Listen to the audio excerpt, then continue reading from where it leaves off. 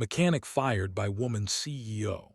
Shocked when Navy helicopter arrived calling his secret name. The sound of the helicopter blades tore through the bright afternoon sky just minutes after R.F. Malik lost everything. The glass doors of the luxury auto headquarters were still vibrating from the force of his firing when the wind began to whip across the courtyard. Dust lifted from the manicured hedges. Security guards looked up in confusion, and employees rushed toward the windows.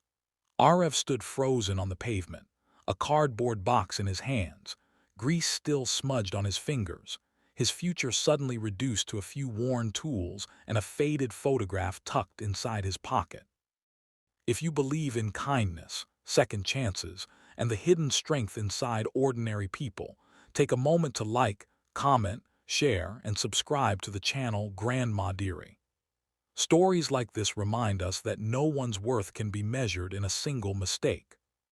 Just 15 minutes earlier, inside the gleaming service bay flooded with warm daylight, CEO Sienna Voss had stood before him in her tailored gray suit, her expression sharp and unyielding. The company she led was known for precision, excellence, and perfection.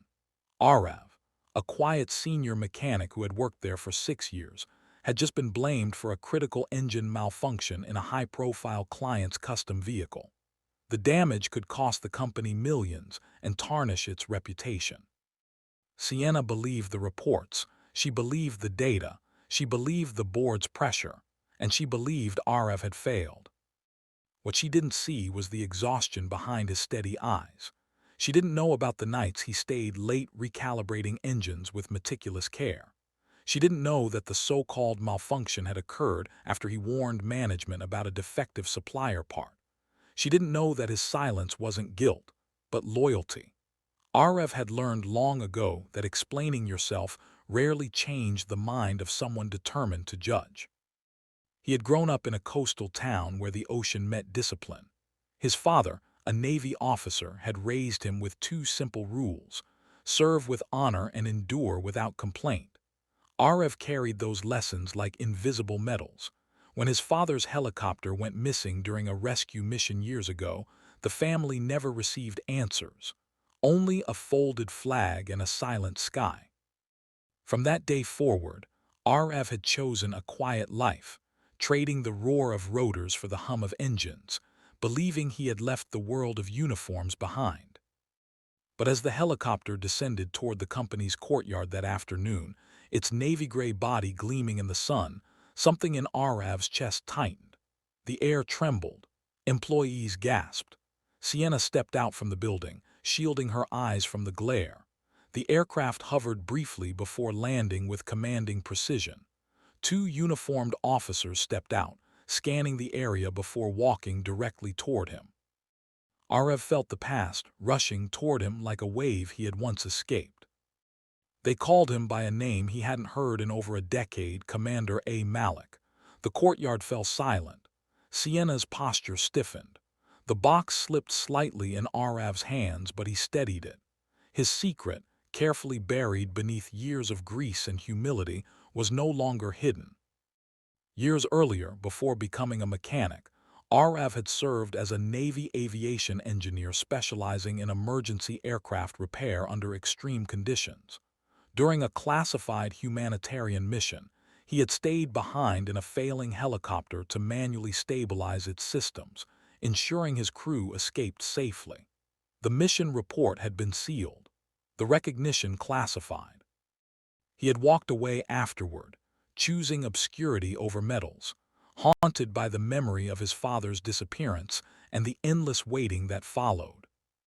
Now the Navy had come not for ceremony, but for necessity. A critical naval helicopter stationed nearby had suffered a complex systems failure. The onboard engineer had requested one name, the only person who had ever solved a similar issue midair and lived to tell the story: Arav Malik.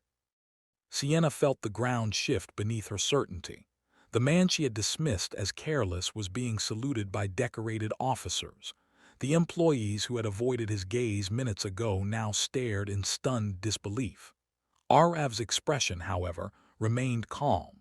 There was no triumph in his eyes, only quiet resolve. He hesitated.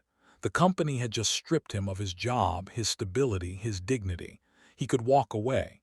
He could let pride answer the injustice.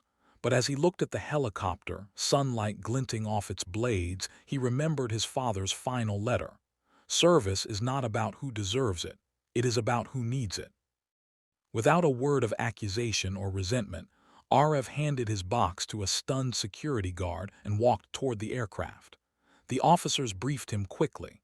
The malfunction was severe. Time was limited.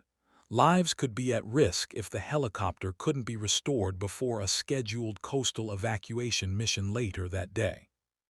Inside the maintenance hangar at the edge of the property, daylight streamed through high windows as Arev moved with focused intensity. His hands, so recently dismissed as negligent, worked with steady brilliance. He traced wiring systems, recalibrated control modules, and identified the exact defect within minutes, a rare synchronization error between the flight control processor and a replacement component sourced from an unreliable vendor. The irony was sharp. The same supplier he had warned the company about was responsible. Sienna stood at a distance, watching silently. For the first time, she saw not a mechanic in oil-stained coveralls, but a leader in motion. Arev wasn't rushed. He wasn't angry. He was purposeful.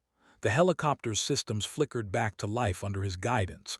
Diagnostics cleared. The engine roared smoothly. The pilots exchanged relieved glances. When the final test concluded successfully, applause broke out spontaneously among the gathered employees and officers.